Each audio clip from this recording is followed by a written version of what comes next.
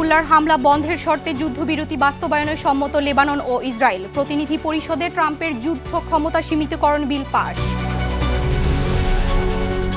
কোনো পূর্ব সতর্ক বার্তা ছাড়াই ঘুমন্ত ফিলিস্তিনিদের উপর নির্বিচারে হামলা ইসরায়েলের, নিহত 4 শিশুসহ 9 জন। ভেনেজুয়েলায় প্রেসিডেন্ট নির্বাচনের দাবিতে মার্কিন দূতাবাসের কাছে বিক্ষোভ মিছিল, অবিলম্বে গণতান্ত্রিক প্রক্রিয়ায় ফিরে আসার দাবি বিক্ষোভকারীদের। এবং আদালতের নিষেধাজ্ঞা ও বিক্ষোভ সত্ত্বেও কেনিয়ার ইবোলা কোয়ারেন্টাইন সেন্টার তৈরি করছে যুক্তরাষ্ট্র, পুলিশের সাথে সংঘর্ষে নিহত 2 জন।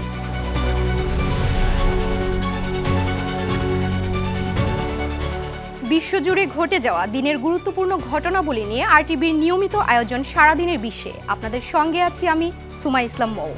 হিজবুল্লাহর হামলা বন্ধের শর্তে যুদ্ধবিরতি বাস্তবায়নে সম্মত হয়েছে লেবানন ও ইসরায়েল। যুক্তরাষ্ট্রের মধ্যস্থতায় 2 দিনের বৈঠকে উভয় পক্ষ এমন সিদ্ধান্তে পৌঁছেছে বলে জানিয়েছে মার্কিন পররাষ্ট্র দপ্তর। অন্যদিকে উপসাগরীয় দেশগুলোতে ইরানের হামলা ও কেশম দ্বীপে পাল্টা মার্কিন হামলায় সংকটে পড়েছে শান্তি আলোচনা। এর মধ্যেই যুক্তরাষ্ট্রের প্রেসিডেন্ট ডোনাল্ড ট্রাম্পের যুদ্ধ ক্ষমতা সীমিতকরণ বিল পাশ করেছে মার্কিন প্রতিনিধি পরিষদ। বিস্তারিত সামিউল শিহাবের রিপোর্টে। যুদ্ধবিরতির মাঝেই ইরান ও যুক্তরাষ্ট্রের পাল্টাপাল্টি হামলায় মুখ থুবড়ে পড়েছে শান্তি আলোচনা। লেবাননে ইসরায়েলি হামলার প্রতিবাদে উপসাগরীয় দেশগুলোর মার্কিন ঘাঁটি ও বিভিন্ন স্থাপনা লক্ষ্য করে বুধবার ক্ষেপণাস্ত্র ও ড্রোন হামলা চালায় তেহরান। এতে কুয়েত আন্তর্জাতিক বিমানবন্দরে ব্যাপক হতাহত ও ক্ষয়ক্ষতির ঘটনা ঘটে। জবাবে ইরানের কেশন দ্বীপেও পাল্টা হামলা চালায় যুক্তরাষ্ট্র। মার্কিন প্রেসিডেন্ট ডোনাল্ড ট্রাম্প দাবি করছেন ইরানের সঙ্গে খুব ভালো আলোচনা চলছে, তবে বারবারই সেই দাবি প্রত্যাখ্যান করে আসছে ইরান। দেশটির পররাষ্ট্রমন্ত্রী আব্বাস আরাকচি জানিয়েছেন, এই মুহূর্তে ওয়াশিংটনের সঙ্গে কোনো আলোচনা চলছে না, যদিও সমঝোতার সব পথই খোলা রেখেছে তেহরান। এদিকে হিজবুল্লাহর হামলা বন্ধের শর্তে দ্বিতীয়বারের মতো যুদ্ধবিরতি বাস্তবায়নে সম্মত হয়েছে লেবানন ও ইসরায়েল।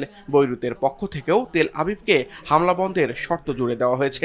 আগামী 22 জুন চুক্তির পরবর্তী ধাপগুলো নিয়ে আবারও বৈঠকে বসবে দুই পক্ষ।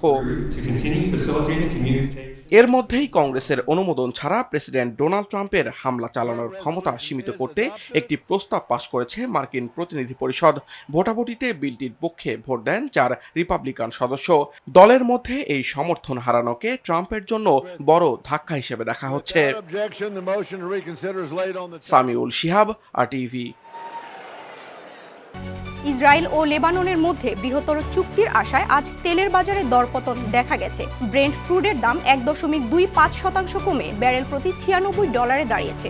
মার্কিন ওয়েস্ট টেক্সাস ইন্টারমিডিয়েটও 1% বেশি কমে নেমেছে $95। অন্যদিকে টানা 9 দিনের রেকর্ড উত্থানের পর হঠাৎ বড় পতন দেখা গেছে আমেরিকান শেয়ার বাজারে। ডাও জোন্স সূচক এক ধাক্কায় 600 পয়েন্টের বেশি কমেছে। এশিয়ান বাজারেও পড়েছে নেতিবাচক প্রভাব। জাপানের নিক্কেই ও দক্ষিণ কোরিয়ার কোসপি সূচক প্রায় 2% কমেছে। শেয়ার বাজারের পাশাপাশি যুক্তরাষ্ট্রের 10 বছর মেয়াদী ট্রেজারি বন্ডের মুনাফার হার কিছুটা কমে 4.5% নেমেছে। গাজায় ইসরায়েলি বিমান হামলায় 4 শিশুসহ নিহতের সংখ্যা বেড়ে দাঁড়িয়েছে 9 জনে। বুধবার রাতে কোনো পূর্ব সতর্ক বার্তা ছাড়াই ঘুমন্ত ফিলিস্তিনিদের উপর নির্বিচারে এই হামলা চালায় তেল আবিব। হামলায় একটি বহুতল ভবনে আগুন লেগে যায় এবং নারী, বৃদ্ধ সহ অনেকেই ভেতরে আটকা পড়েন। উদ্ধারকর্মীরা অগ্নিদগ্ধ বেশ কয়েকজনকে উদ্ধার করেছেন। এই আকস্মিক হামলায় স্থানীয় বাসিন্দাদের মাঝে নতুন করে চরম আতঙ্ক ছড়িয়ে পড়েছে। স্থানীয় মিডিয়া অফিসের দাবি, গত অক্টোবরে যুদ্ধবিরতি কার্যকরের পর থেকে 3000-এরও বেশি বার তা লঙ্ঘন করেছে ইসরায়েল। যুদ্ধবিরতি চুক্তির শর্ত উপেক্ষা করে গাজা উপত্যকা জুড়ে স্থায়ী সামরিক অবকাঠামো গড়ে তুলেছে ইসরায়েল। স্যাটেলাইট চিত্রভিত্তিক এক অনুসন্ধানী প্রতিবেদনে উঠে এসেছে এমনই চাঞ্চল্যকর তথ্য। বিশ্লেষকদের মতে এটি কেবল সামরিক উপস্থিতি নয়, বরং দীর্ঘমেয়াদী নিয়ন্ত্রণ কৌশলের স্পষ্ট ইঙ্গিত। বিস্তারিত অঙ্কুর মণ্ডলের রিপোর্টে।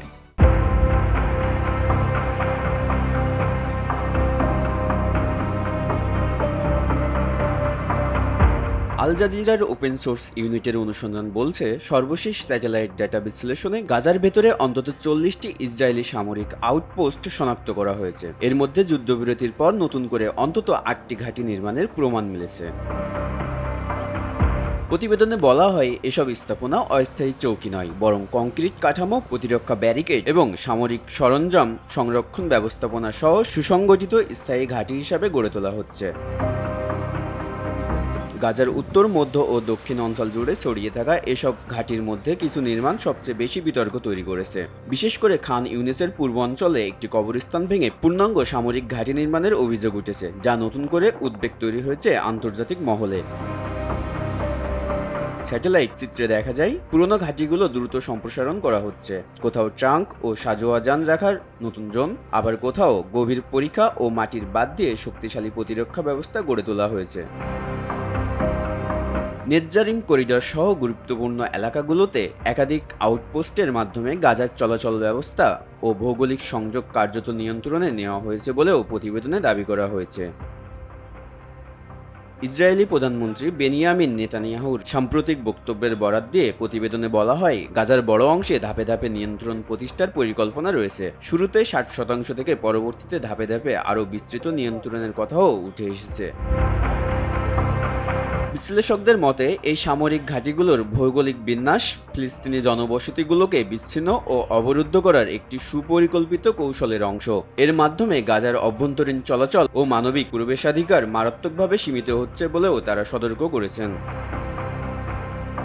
ফিলিস্তিনি রাজনৈতিক বিশ্লেষকরা বলছেন, এই স্থায়ী সামরিক অবকাঠামো ভবিষ্যতে দীর্ঘমেয়াদী দখল নীতি এবং আরও জটিল মানবিক সংকটের পথ তৈরি করতে পারে। 2023 সালের অক্টোবর থেকে চলমান সংঘাতে গাজায় ব্যাপক প্রাণহানি ঘটেছে। যুদ্ধবিরতির পরও সহিংসতা অব্যাহত রয়েছে, যা পরিস্থিতিকে অনিশ্চিত করে তুলছে। গাজায় স্থায়ী সামরিক ঘাঁটি সম্প্রসারণ ঘিরে আন্তর্জাতিক অঙ্গনে নতুন করে উদ্বেগ তৈরি হয়েছে। যুদ্ধবিরতি বাস্তবায়ন ও ভবিষ্যৎ রাজনৈতিক সমাধান নিয়ে প্রশ্ন আরও গভীর হচ্ছে।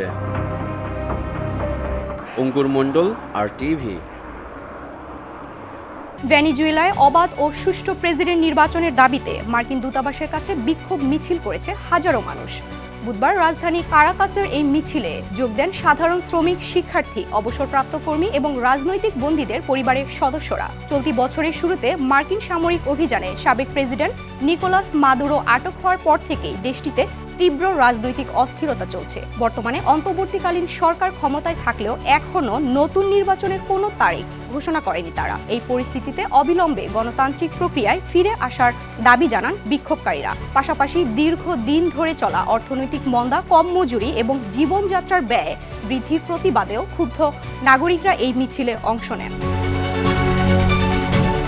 আদালতের নিষেধাজ্ঞা ও জনবিক্ষোভ সত্ত্বেও কেনিয়ায় ইবোলা কোয়ারেন্টাইন সেন্টার তৈরি করছে যুক্তরাষ্ট্র। এটি বানানোর জন্য কেনিয়ার নানউইকি বিমান ঘাঁটিতে ইতিমধ্যে চিকিৎসা সরঞ্জাম ও বিশেষজ্ঞ কর্মী নিয়ে মার্কিন প্রায় 20টি সামরিক বিমান অবতরণ করেছে।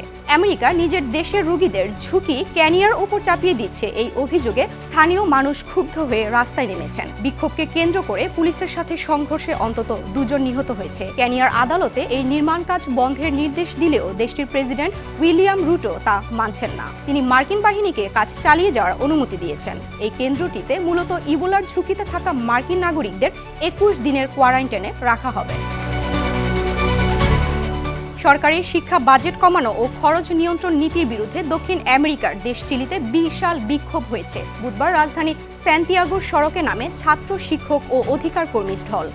প্রেসিডেন্ট হোসে অ্যান্তোনিও কাস্তো দেশের অর্থনৈতিক উন্নতির জন্য সব মন্ত্রণালয়ের বাজেট প্রায় 3% কমানোর ঘোষণা দিলে এই বিক্ষোভের সৃষ্টি হয়।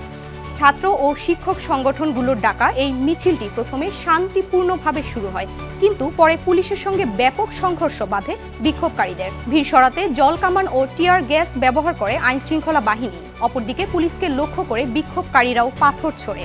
এই ঘটনায় বেশ কয়েকটি সড়ক ও পাতার রেল স্টেশন বন্ধ হয়ে যায় এবং অন্তত 12 জনকে গ্রেপ্তার করে পুলিশ। ইকুয়েডরের দক্ষিণ পশ্চিমাঞ্চলীয় বাবাহো শহরের উপকণ্ঠে প্লাস্টিকের ব্যাগে মোড়ানো 8টি লাশ উদ্ধার করেছে পুলিশ। বুধবার মাদক চোরাচালানের অন্যতম এই হটস্পট থেকে মরদেহগুলো উদ্ধার করা হয়। লাশগুলো গত রবিবার ওই অঞ্চলে নিখোঁজ হওয়া 8 কৃষকের বলে ধারণা করা হচ্ছে, যাদের মধ্যে অন্তত 2 জন নাবালক। ঘটনাস্থলে পাওয়া একটি চিরকুটের সূত্র ধরে স্বরাষ্ট্রমন্ত্রী জন রেইনবার্গ জানিয়েছেন, কুখ্যাত লস লোবোস গ্যাং ও তাদের প্রতিদ্বন্দ্বী লস চেনোরোসের মধ্যে মাদক ব্যবসার নিয়ন্ত্রণ ও শত্রুতার জেরে এই নৃশংস হত্যাকাণ্ড ঘটেছে। আন্তর্জাতিক কার্টেলের সাথে যুক্ত এই গ্যাংগুলোর মাদক ব্যবসার নিয়ন্ত্রণ নেওয়ার লড়াইয়ে ইকুয়েডরে সহিংসতা মারাত্মক রূপ নিয়েছে। সহিংসতা দমনে মার্কিন সহায়তায় সামরিক অভিযান চললেও দেশটিতে অপরাধ চক্রের নৃশংসতা থামছেই না। আর এরই সাথে শেষ করছি সারাদিনের বিশ্ব। আরটিভির সাথে সংযুক্ত থাকুন, মতামত জানান আরটিভির সামাজিক যোগাযোগ মাধ্যমগুলোতে।